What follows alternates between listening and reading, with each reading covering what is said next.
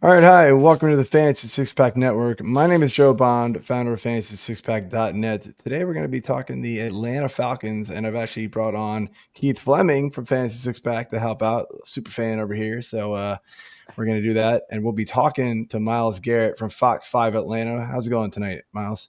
Pretty good, guys. How are y'all doing? Hanging in there, man. He's not Tired, that but we're Miles good. Garrett, though. No, It's a not that different. Miles. Not that one. No. Sorry to disappoint. Uh, no, you're all good. Before we jump into things, though, just want to remind everybody to hit that subscribe button, the like button, leave those comments. We appreciate and love hearing from you. And jump over to fantasy6pack.net, become an all access member. You're going to get the award winning rankings, the draft cheat sheet, our player projections, a whole bunch more. And then during the season, a bunch of DFS and betting content, some hosted by this guy over here. Yeah, if I point the right way. There we go. So all great stuff over there. Use promo code F6P Pods to save 15%. All right, Miles. I think we got it. Keith, you want to lead the way here? I thought we were swapping it up. You want me to ask it? All right. Yeah, Bijan you don't want. Robinson, obviously, Yeah. we saw last year, really come into his own, especially down the stretch. The early usage I know was a little frustrating, but he is now kind of a consensus top, pick in fantasy. And a lot of people think, even bigger things. How much higher can his ceiling get from last season? Is it dependent on the offense, or do you think it's just his usage in general is going to go up again this year? Now, I will say, Keith, I didn't catch who you said right there at the beginning. Which player we were, Oh, we I'm talking sorry, about? Bijan. Bijan. Okay, sorry. I didn't quite hear you there. Yeah, no, I mean, he looks kind of what we did the last few weeks of the season, right? When he was putting up, 20 points in fantasy leagues week in, week out. But no, from what I'm seeing, he's kind of all over the field, right? He's lining up in the slot. He's lining up at receiver. He's getting in positions where, they can get him the ball. Now, obviously, he's going to get his touches in the backfield, of course, but I really like how Zach Robinson's sort of utilizing him in a lot of different ways. He's putting him in those flex options, just wide variety throughout the field that should enhance his usage. And again, hopefully, he's avoided the injury bug basically his entire career dating back to college, knock on wood. Health is always something with running backs, of course. But no, he's looked fantastic. He's looked the part, and I expect him to pick up where he left off. Yes, that's good. I know I've had quite a I've got to share him in Dynasty. I'm very excited for the future here. But Tyler Allgeier were the thorn in my side at first, so hopefully no more. Jumping over here to quarterback, so we saw the change late last year from Kirk Cousins to Michael Penix Jr. Everything is looking like he's going to be the guy to lead the ship this year. How has he looked in camp? And then, like, if things aren't going so great early season, like, how short is his leash? No, I think his leash is very long. I don't think it's going to be one of those situations where, unless he, is royally looking bad, I'm talking Kirk Cousins in that 4-game stretch bad, then, maybe there's a conversation. But this is his team now. There's no question. There's no quarterback controversy. Now, obviously, Kirk Cousins, a great backup option to have. I'd argue probably one of, if not the best backup quarterback you can have at this point. But yeah, I mean, I think the big thing with him is, he's going to have some growing pains, right? I mean, it's still a de facto rookie season for him, and he's looked very good in training camp. I'll give him that. I mean, those last few games, last few games, he looked the part. He had those flashes. You really saw the arm strength, the touch he has on some of these balls, and it looks like that at training camp. He's getting the ball to his targets. Drake London, obviously, is a guy who he's getting the ball to a lot. Hopefully that translates over. You saw that in the last few games of the season. But no, I think this is his team. I don't think there's any danger of him losing that job unless, injury happens or the unthinkable happens, which I don't expect to happen. Anything can happen, of course, but You're Atlanta. right. For the time being, though, I would say this is his team. Do you think that Cousins will be on this roster all year, or do you think there's a chance, with teams needing QBs, that they end up trading him? Because I can't figure out what's best for the team moving forward. Yeah, I mean, it's the million-dollar question. Then that answer, I think, has changed from the end of last regular season to now. I mean, the conversation's still going on, but I think if you go back to that point, I would say the probability of him being on this team was very low.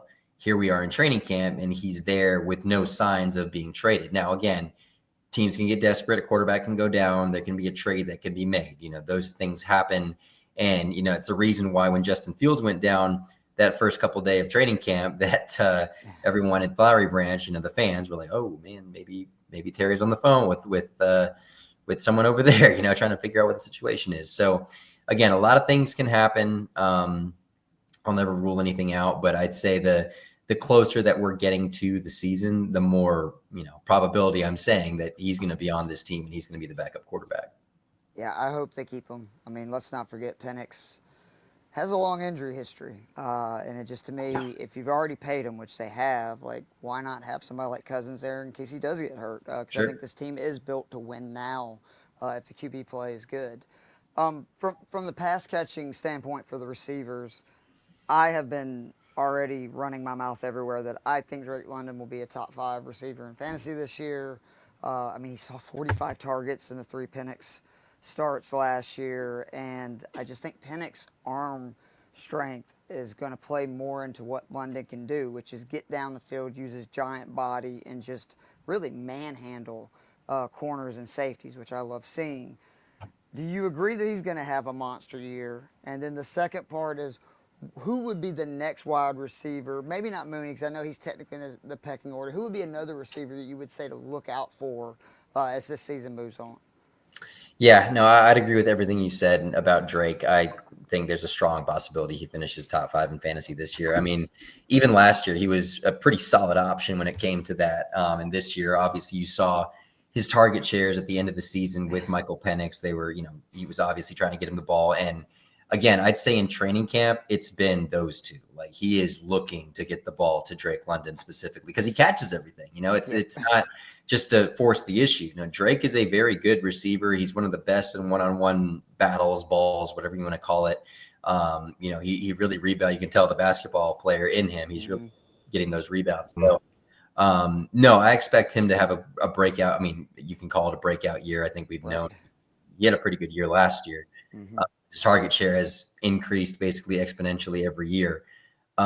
So that's what I think of Drake. Now, as far as the other wide receivers on this team, from a fantasy standpoint, I don't think you're looking at much. But I will say from a team standpoint, you got to be looking at guys like Casey Washington. I think Casey Washington actually might be a guy who ends up making this team as the 4th wide receiver. Mooney, of course, being out has opened the door for some of these guys to potentially make a name for themselves. And, he's really been the standout, I'd say, alongside Chris Blair. He had a pretty good game in the preseason the other day against the Lions. Chris Blair did. But in training camp, it's been Casey Washington. These long throws, great. I mean, obviously, credit to Penix for some of these throws, but, Casey's catching them. So I'd say he's a guy to look out for. Obviously, he's still got Ray McLeod, one of the more, speedster type guys. But that other wide receiver position is still kind of up in the air. I'd say Casey's got the inside track right now. So the guy that I think everybody wants the answer to be, and it's been this way forever, but it's Kyle Pitts. I mean, is this finally the year for Kyle Pitts, or we know what we're going to get from Kyle Pitts now? Like, we really shouldn't be expecting much more. It's funny with this question now. I mean, like I said, we get asked it every single year at this time. Right. But it's one of those answers where, I feel like both options can be true at this point. If he can put it all together and the quarterback play is good and, everything, he'll be a top fantasy guy, no questions asked. He'll be a great tight end, you name it. But history serves that hasn't been the case. Now, again, there's different factors. We said this last year, it was he's finally getting a good quarterback. And to his credit, there was a increase in performance. I'll say that, it wasn't elite that you want, but it was still an increase in performance. Again, he's going into this season with another quarterback. Every single year he has started the year with a different starting quarterback. So there is that. However, Brock Bowers kind of threw that notion out the window last year with the Raiders. So that excuse kind of really isn't there anymore for a guy like that. It is a contract year, so you expect productivity to increase. That's usually what happens. Again, it's a whole what if thing, right? Because again, we've seen like last year, Pitts looked phenomenal in training camp and everything of the sorts. Did that translate? A little bit, but Michael Penix Jr. has made it a point, even said it, opened up his press conference saying, we got KP the ball today. So you got to take that information what you will. He's still a huge target out there. He's been specifically, I'll say this, working with the wide receivers this training camp, not with the tight end group. So I think that is potentially something. Oh. Yeah, they need to put his big That's big. Outside. That's the information why I do these. Yeah, absolutely. And I mean, as an Atlanta fan, I just already know he's going to have a monster year and then sign somewhere else. Like, I have that bad feeling, man. It just would be the most Falcons thing that could happen. I know it's a fantasy thing, but I'm fascinated by the defense.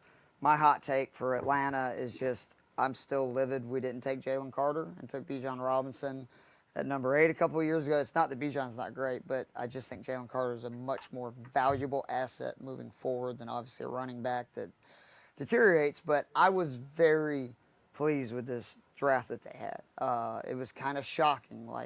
They took a UGA player in the first round. They never take Bulldogs. Pierce, I know a lot of people thought maybe they gave up too much.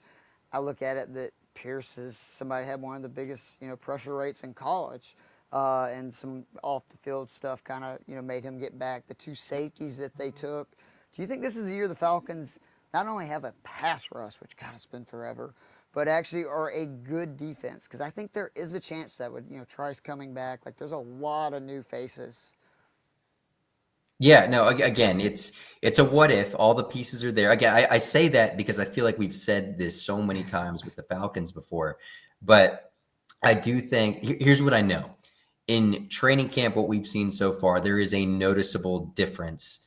And I think you saw a little bit of it in that preseason game. It was backups. But there is a strong difference in how this defense is coached with Jeff Ulbrich versus what we had last year with Jimmy Lake. It's, again, Jeff Ulbrich, say what you will about what he did in New York as a interim head coach, but as a defensive coordinator there, he performed. You can credit that to the players he had, which were very good, but he still did pretty decent there. And now he's got some pieces. I'll say this: James Pierce Jr. has been an absolute standout in this training camp. I'd say probably the biggest standout of anyone on this team. He's constantly, he's always back there in the backfield, whatever it is, run play, what have you. He's usually a body who's there.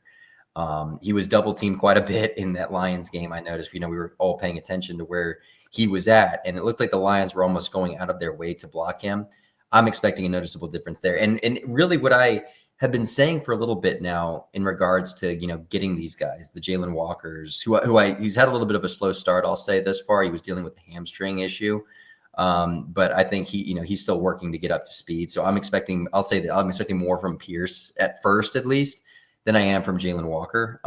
But going back to, everybody else they have on defense right now, right? I mean, I think the linebacking core, edge rusher, hybrid, whatever you want to call it, is probably the strongest area on this team right now from just a depth perspective, because you add Leonard Floyd, you get that veteran presence in there. Troy Anderson, when he's healthy.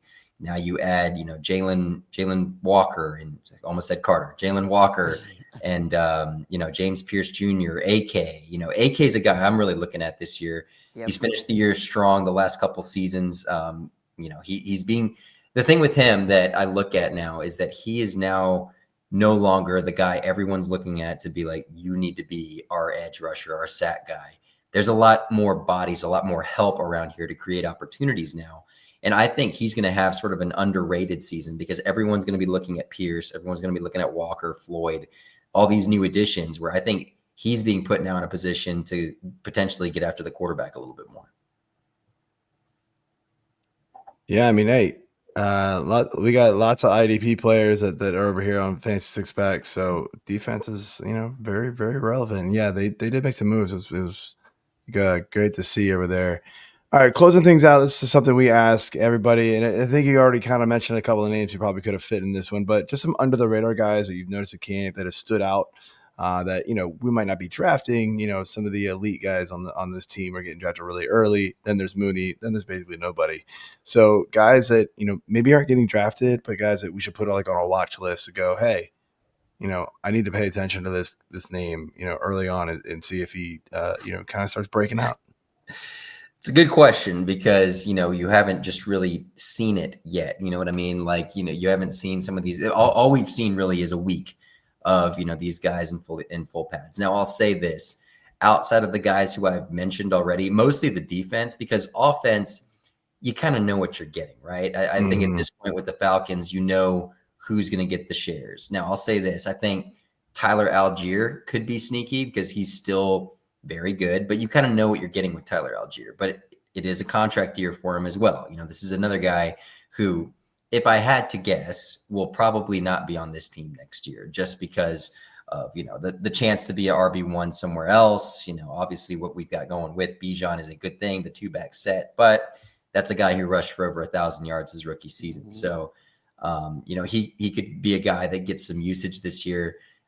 Talking wide receivers, I mean, again, it all depends on the health of Drake and Mooney, because behind them, it's kind of a depth thing right now where you're not entirely too sure of what you got.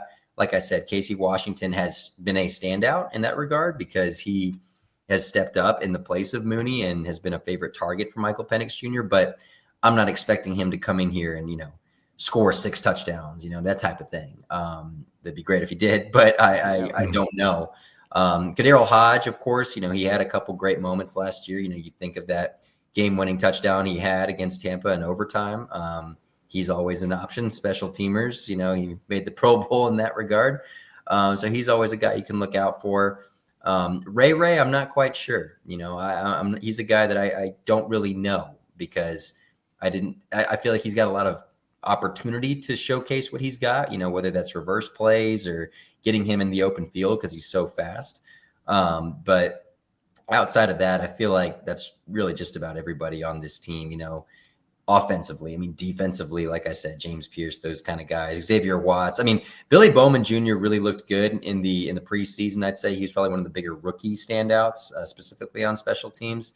Was looking a little bit more for Xavier Watts. He didn't really do as great in that preseason game, but I'm expecting him to get some big-time playing time this year. I'd say that. Have they soured on Nash? Because I know coming into training camp, I heard a lot of people say that, with what Nick Nash did at the collegiate level and just thought he would really fit into the system and what they're trying to do. And I've heard none of that stuff since it seems like they've been practicing. Yeah, I mean, if I had to guess right now, I'd say he'd probably be a practice squad guy at best. At best, I mean, he hasn't stood out whatsoever, really. To me, at least, things can change. It's still early, but he hasn't been a guy that I've noticed, kind of make a name for himself quite yet. He's working probably. He's one of the last guys to take wide receiver drills among the wide receiver group. Again, not denying he's talented, but right, he hasn't been a guy that has really stood out to me, and apparently it looks like to the Falcons at this point either. A little change in competition. A little bit, yeah. Collegiate games to the NFL. All right, Miles. Well, want to thank you for coming on. This has been a great discussion. I've learned a lot, and I hope all the listeners have too. Before we close out, though, I want to give you a chance to plug yourself and let everybody know where they can find you and what you got going on this season. Yeah, absolutely. If you're in the Atlanta area, I'm on Fox 5 Atlanta. We do a lot of streaming stuff now, so you can go to the Fox Local app, get that, and we've got programming basically all day long.